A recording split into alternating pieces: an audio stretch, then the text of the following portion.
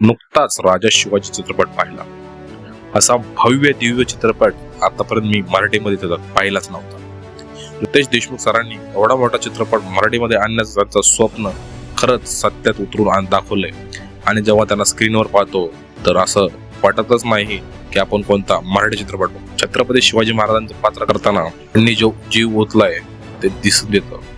आणि छत्रपती शिवाजी महाराजांचा इतिहास सांगताना त्यांना जो आनंद झालाय, त्यांनी चित्रपट जो मांडलाय ते आपल्याला दिसतं.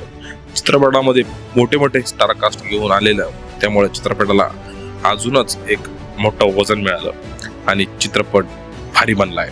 चित्रपटाचं संगीत म्हणजे अजय अतुल यांचं संगीत. अजय अतुल यांनी त्या चित्रपटामध्ये जीव आणि आत्मा ओतलाय.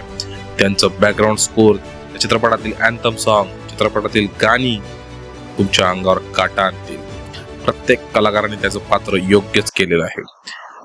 काही ठिकाणी VFX